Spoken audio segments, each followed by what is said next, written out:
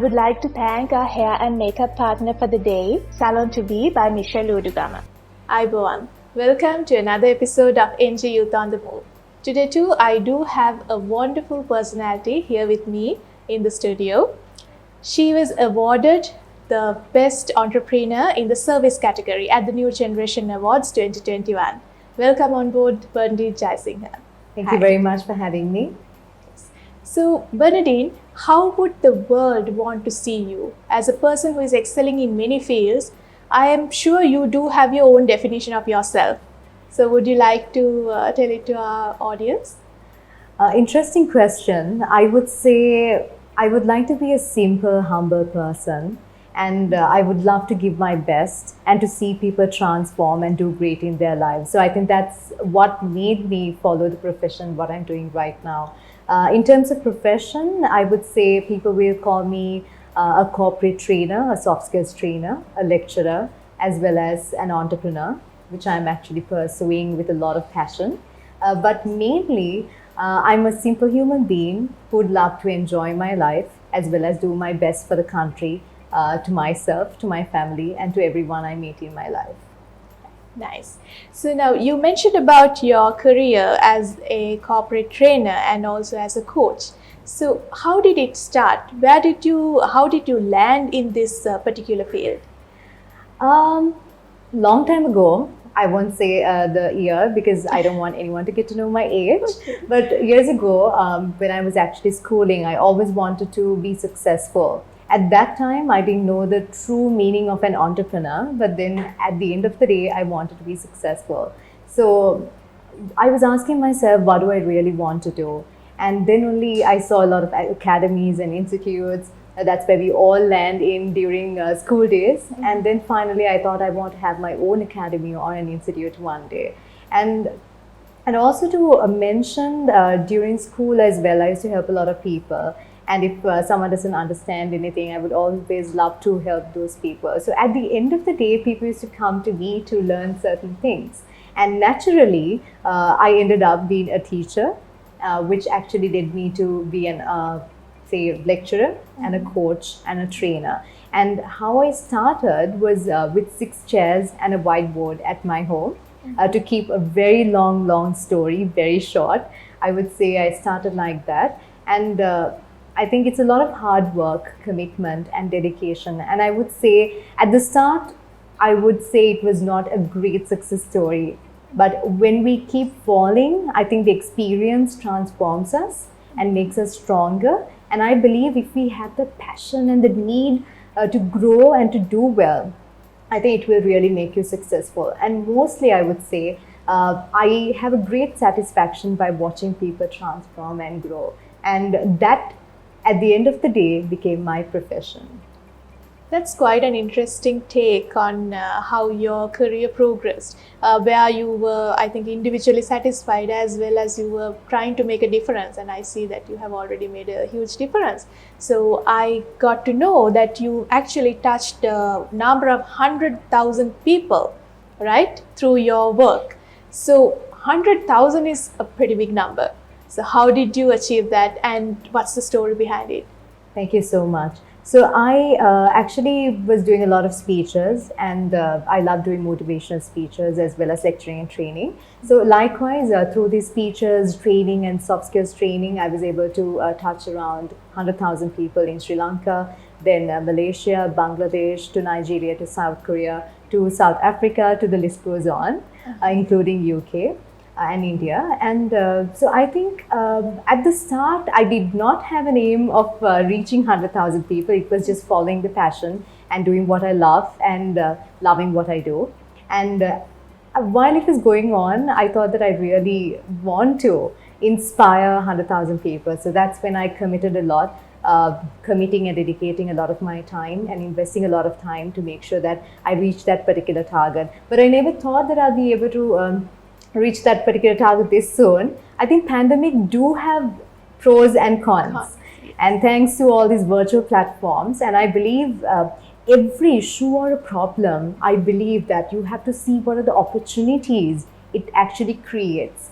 Rather than complaining, rather than investing or wasting time complaining, I believe at any particular problem or any challenge, we have to always ask ourselves, what are the opportunities there? Or how can we find a solution for that problem? Or how can we come up with something rather than wasting time there? So I think that's what I did with my team. And I believe that that decision was a great one, thanks to all the virtual platforms and thanks to everyone who believed me and gave me the opportunities as well. So I used to work from morning till morning, some days, and work from morning till night. And yes, before we even thought, 2 months ago, we were able to achieve that target. So hard work, perseverance, and also the passion, right? Following your passion is, I think, the secret behind your success, Definitely. right? So, Bernadine, now you're someone who works a lot with the youth of Sri Lanka.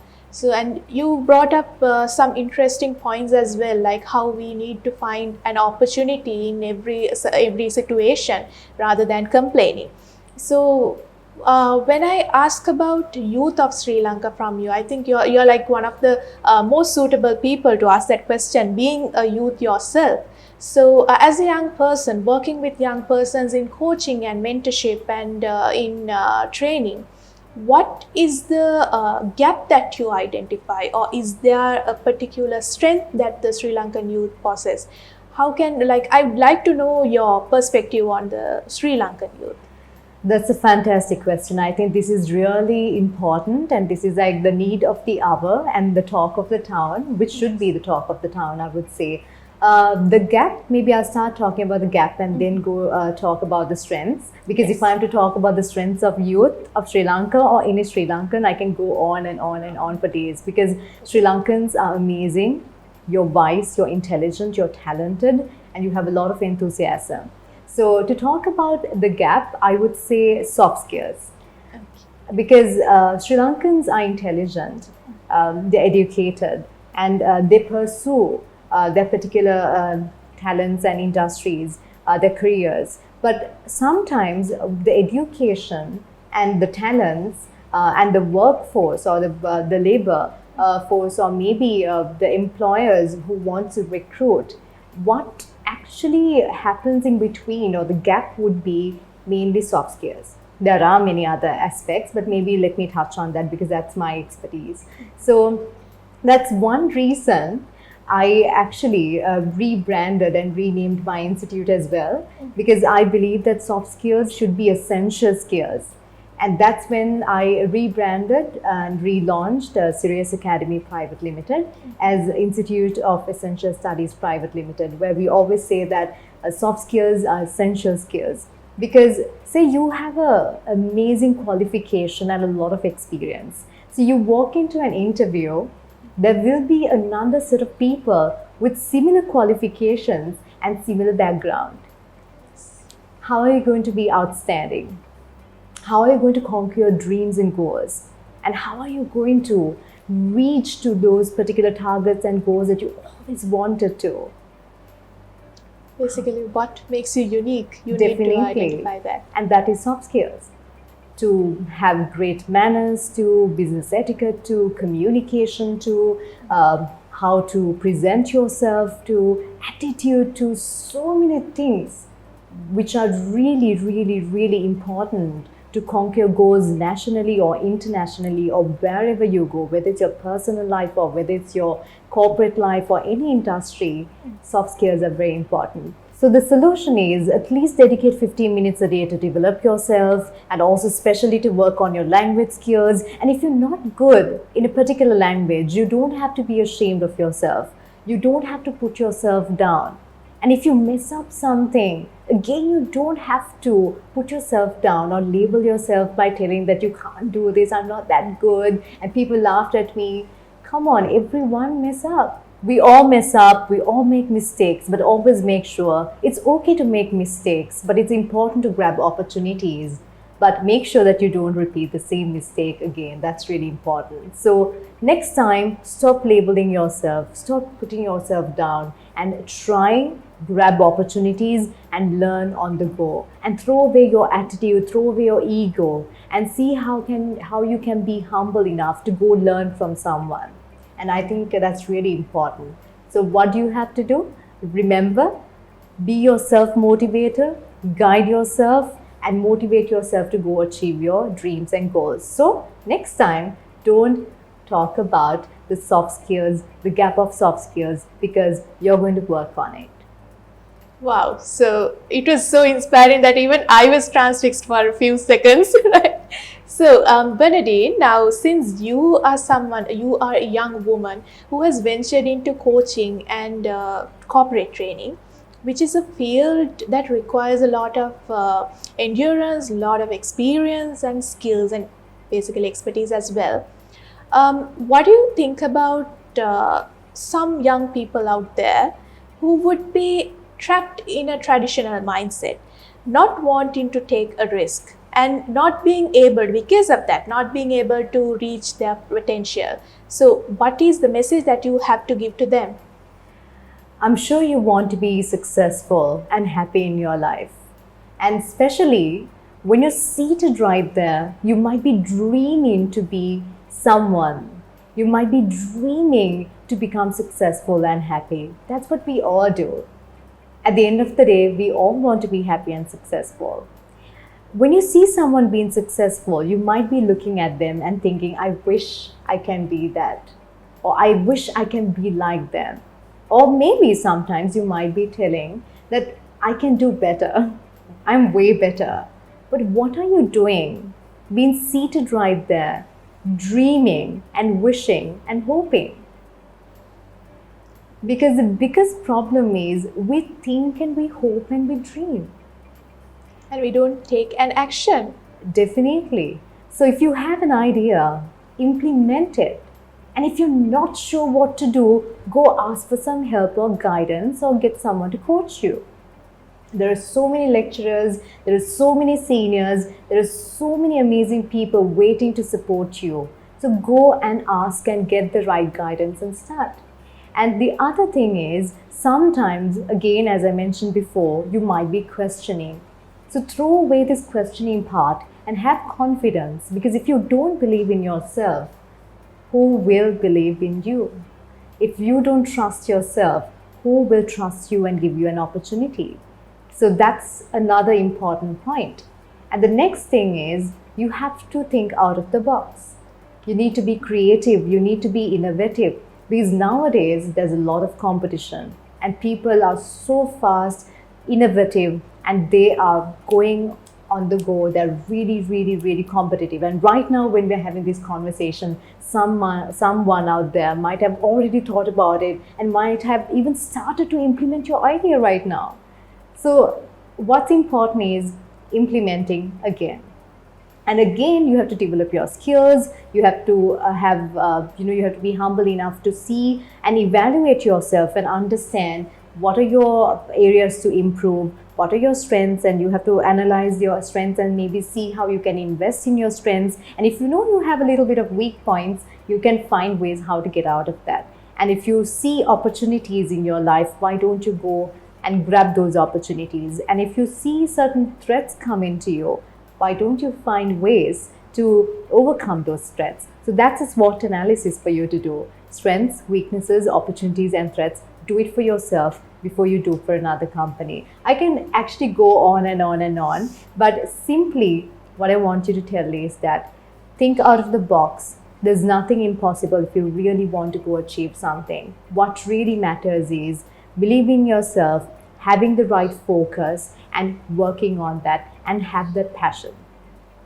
So, from what I understand, coaching is in your blood. So, it is very nice to see how a young woman like you keeps inspiring while achieving your dreams, and also you keep on inspiring the rest of the youth. That is such a nice thing to say. So, you were recently recognized at the New Generation Awards.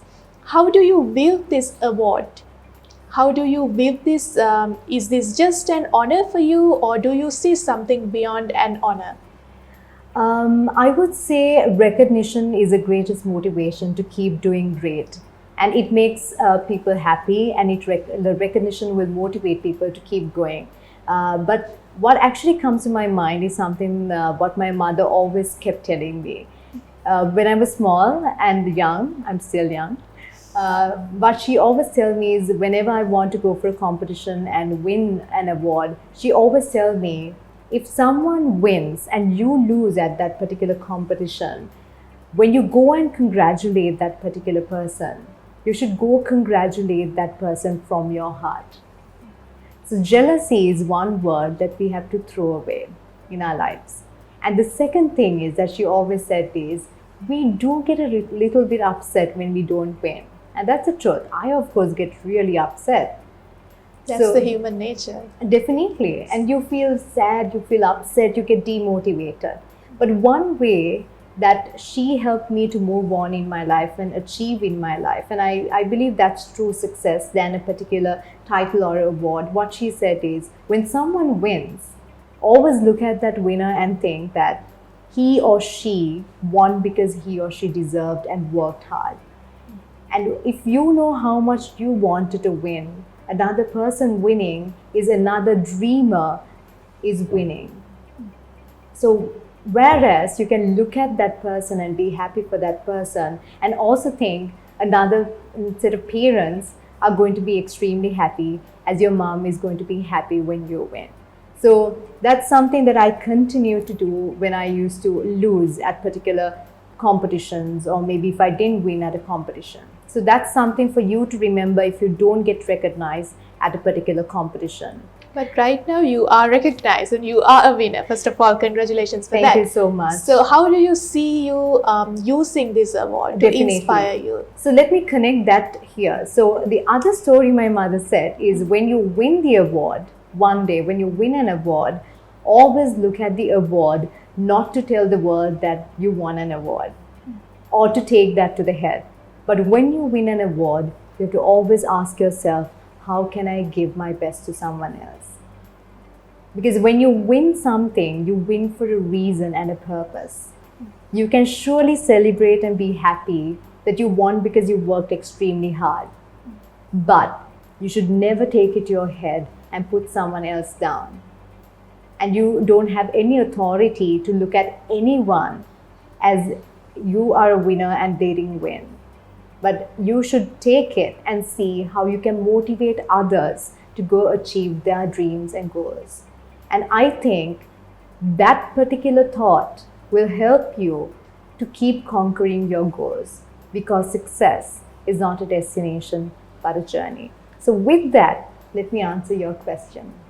So this award, especially, I would love to keep giving back to the society, especially by motivating, inspiring, and especially telling the youth and showing them the right path, and to especially tell them, even though you're a girl or a boy, whether you're financially stable or not, whether you're extremely talented or not, whether you're going through a hard time or not, if you have a dream, if you work hard, if you continue to work hard, and if you develop yourself, and if you have the focus, and if you have the passion, and if you have the need and the most want to really go conquer that, nothing's going to stop you.